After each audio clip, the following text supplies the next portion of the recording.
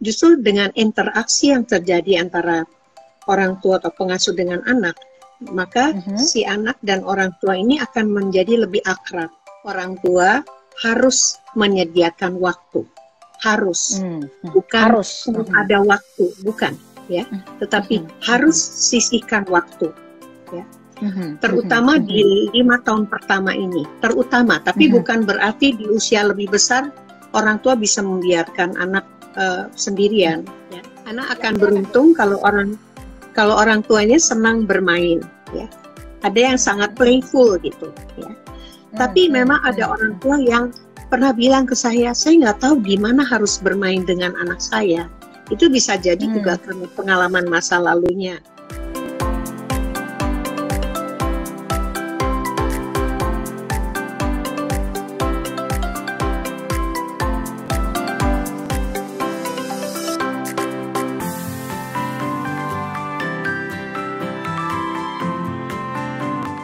Meike, tadi saya udah bilang di sini ya bahwa Bu Meike ini adalah psikolog pakar bermain yang sudah menerbitkan sebuah buku bermain pada bayi yang ada di Gramedia, bermain pada tahun pertama ya. Jadi kita di sini akan minta juga Bu Meike, kita kan lagi bulan-bulan Growvato Fiesta. Sebetulnya ini dalam rangka bulan depan tanggal 23 Juli itu Hari Anak. Gitu ya, Hari Anak. Kita kepengen tuh di masa pandemi ini orang tua yang udah mulai bosen banget di rumah ya. Kalau anak-anak itu di kamar praktek itu ada yang sampai gemeter lihat orang gitu ya. Jadi kepengen sampai gemeter gitu, ada yang sampai gemeter. Tapi dasarnya kalau anak-anak yang di rumahnya diajak main gitu ya sama orang tuanya, mereka cepat sekali juga adaptasi gitu. Nah, siang ini kita mau ngobrol nih Bu Meike tentang bermain ya. Kalau kata Prof Hardiono tuh ya, kalau ngegedein anak katanya gampangnya cuma 2, kasih makan sama ajak main gitu. Gampangnya. Nah, sekarang kita mau tanya Bu Meike, emang bermain itu sebetulnya apa sih yang dimaksud bermain itu? Mereka seringkali bingung gitu. Silakan Bu Meike. Bermain itu khususnya untuk anak balita ya, itu kegiatannya dilakukan berulang-ulang tanpa tujuan. Dan ininya tujuan yang dicapai itu adalah sasarannya adalah dapat kebahagiaan, fun, happy gitu, seneng. Ya. Nah, kegiatannya diulang-ulang kan, kalau misalnya dia lagi main nyusun balok, berantakin, nanti disusun lagi, diulang-ulang. Tapi dia anak balita khususnya, jadi kadang-kadang ada yang naik turun bangku gitu, tapi dia bisa ketawa-ketawa sendiri kan, gitu. Ya. Jadi Tapi Bu Meike, kalau tadi kan dibilang bermain, kalau anak batita atau di bawah 3 tahun, 5 tahun itu tanpa tujuan. Tapi boleh nggak sih, atau misalnya nanti akhirnya tujuannya itu ada gitu. Jadi kayak misalnya dia susun puzzle gitu kan, dia main awalnya nggak tahu tujuannya, tapi lama-lama kan dia lihat ada hasil gitu. Itu gimana? Ya tadi kan anak dari pengalaman yang berulang-ulang itu nanti akhirnya dia tahu bahwa dengan salah satu contohnya menyusun balok itu dia akan bisa menghasilkan sesuatu ya. Nah, lalu nanti juga dia bisa lihat apa yang dilakukan oleh orang tuanya atau kakaknya misalnya. Nanti dia ikut meniru, tapi tidak selalu meniru. Nanti lama-lama dia membuat itu berdasarkan kreasinya sendiri. Lalu kan ada apresiasi dari orang-orang rumah, kamu pintar sekarang bisa bikin menara atau gedung gitu. Nanti jadinya dia termotivasi untuk mencoba lagi. Dan ketika si anak berkreasi, sebaiknya tidak terlalu diatur oleh orang tua, harus begini, harus begitu. Biarkan dia mencoba dulu. Kalau ada yang kurang pas, paling kita tawarkan, boleh nggak ini taruhnya di sini gitu ya. Taruh baloknya di sini. Nah, nanti dari sini kamu bisa bikin apa lagi ya selain gedung misalnya. Apakah mau dia bikin semacam pagar ataupun bangunan lain gitu ya. Jadi biarkan kreasi mereka berkembang, imajinasinya. Oke. Tapi tentu tapi pada sorry Bu, pada umur berapa itu tadi kan kalau bermain itu kalau pada bayi juga kadang-kadang dia ketawa-ketawa sendiri gitu ya, maksudnya menemukan sesuatu yang bergerak kayak korden bergerak dia ketawa-ketawa gitu kan. Tapi kalau yang tadi yang Ibu bilang bahwa kalau bisa sebaiknya tidak diintervensi itu sejak awal atau kalau kita baru mengenalkan satu permainan itu kita boleh mengintervensi dari awal atau kita tunggu reaksi mereka? Gimana tuh Bu prinsip-prinsipnya main? Silakan. Prinsipnya bermain. Jadi kalau ketika anak ini diperkenalkan dengan suatu alat permainan baru, alat permainan maupun benda yang ada di sekitarnya, kita bisa aja sih tunjukkan mainan ini bisa dibuat menjadi apa gitu ya. Kita hanya menunjukkan, sama seperti kalau orang dewasa beli peralatan baru juga dia bisa baca manual atau minta petunjuk orang lain kan. Nah, jadi anak kecil juga seperti itu. Kalau kita hanya memberikan mainan begitu saja, dia nggak ngerti bisa diapain gitu ya.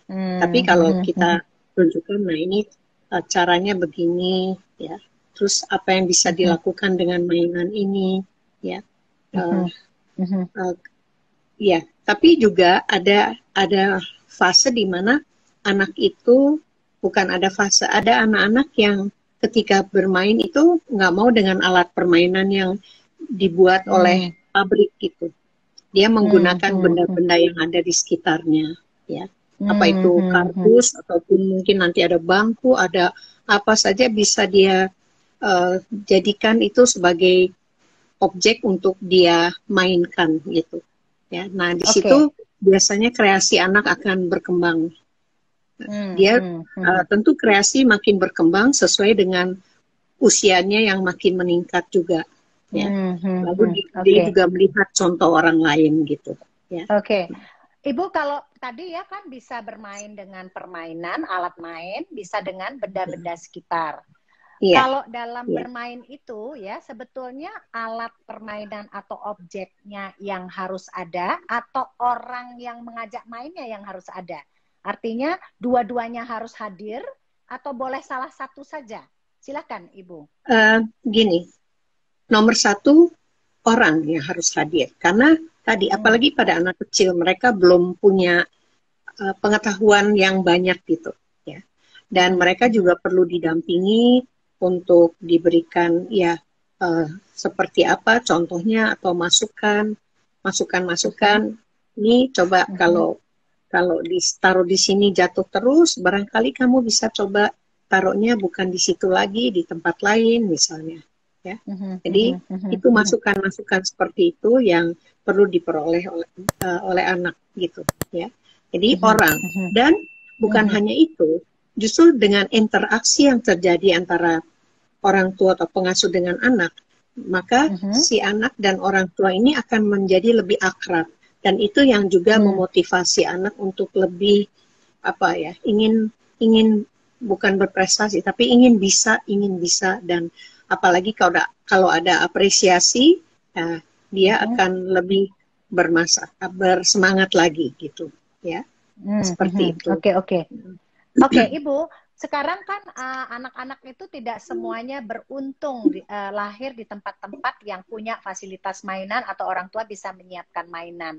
Bagaimana kita bisa menyikapi atau memberikan inspirasi pada orang tua yang tidak punya alat permainan ya, bahkan banyak orang tua yang kayaknya tidak punya waktu gitu untuk bermain dengan anak, atau seberapa penting waktu yang harus disisihkan oleh orang tua untuk bisa bersama-sama anak. Silakan Ibu. Sebenarnya pertama dari peran orang tua itu hukumnya adalah orang tua harus menyediakan waktu, bukan harus ada waktu, bukan ya, tetapi harus sisihkan waktu. Terutama di 5 tahun pertama ini, tapi bukan berarti di usia lebih besar orang tua bisa membiarkan anak sendirian, ya. Harus sediakan waktu.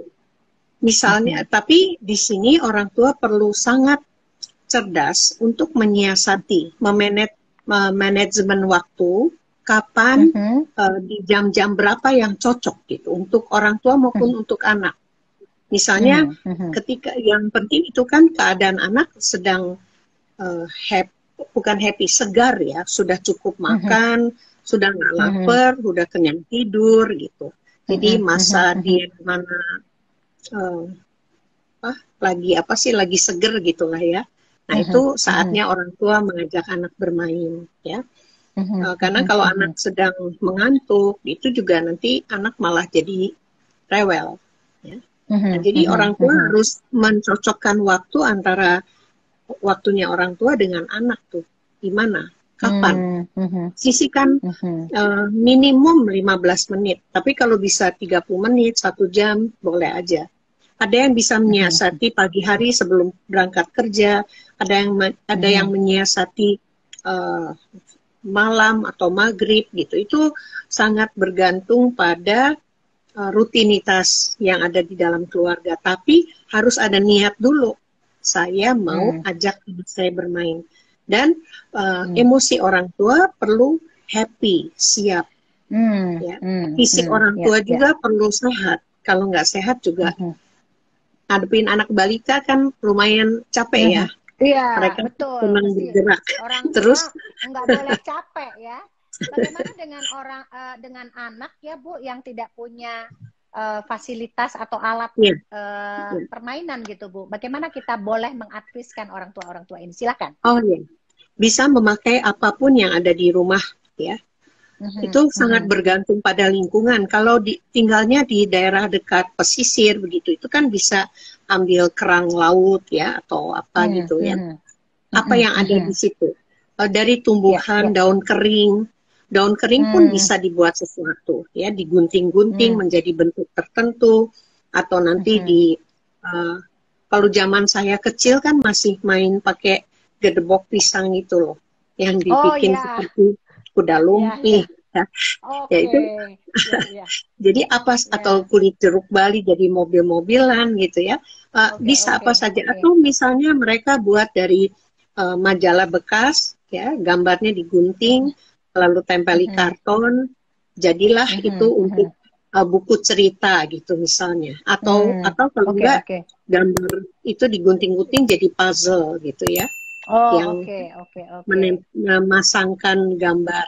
Atau bisa juga bikin supaya anak ini kenal gambar-gambar gitu, jadi cari gambar yang sama, terus jadi sepasang-sepasang gitu, tempeli karton, ada katakanlah 10 pasang, dikocok nanti anak suruh memasangkan mana yang sama gitu kan. Atau dari batu-batu kerikil yang kecil dengan besar ya. Nanti suruh dia mengelompokkan ya. Kalau mau nanti dikasih cat pakai cat sepuh makanan gitu. Ya, ada batu hijau, ada batu biru dan seterusnya. Bisa segala macam bisa dipakai ataupun karton-karton bekas. Orang tua bisa kreatif kok. Dus besar yang besar bekas barang itu bisa dibikin rumah-rumahan misalnya, macam-macam.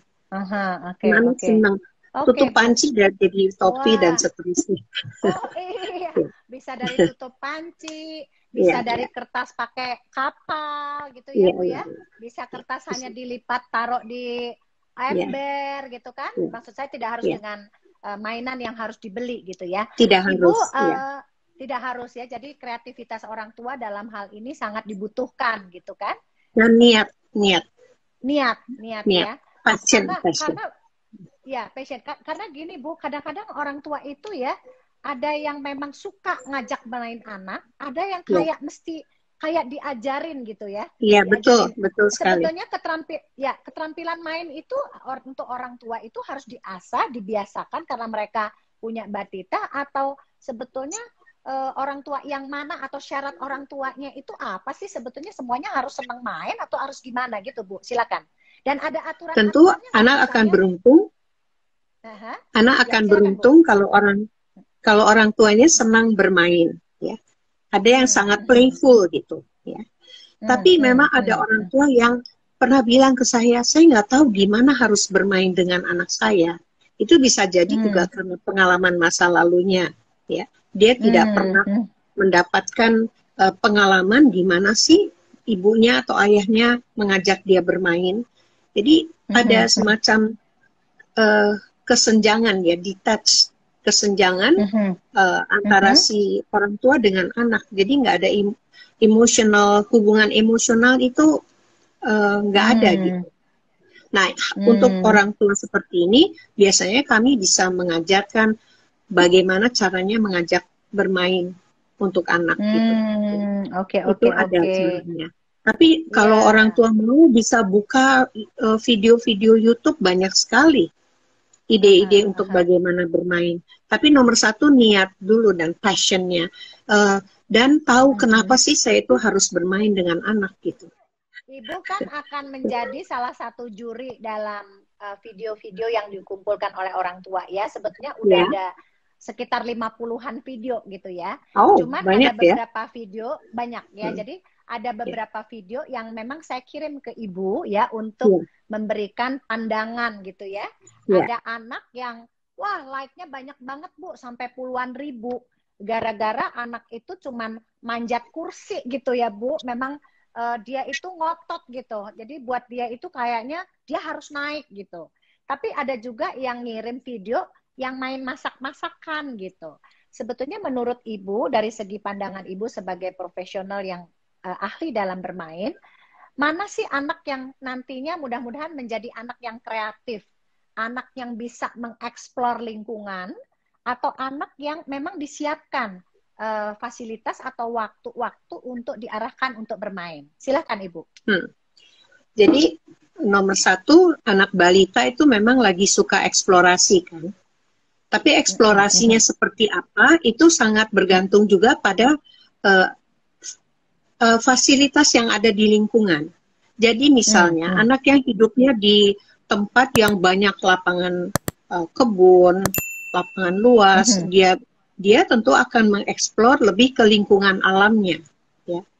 Tapi kalau anak yang tinggalnya di apartemen, di gedongan, jarang keluar, ya jadi bermainnya juga lebih banyak di dalam rumah gitu, dengan mainan atau alat permainan gitu ya.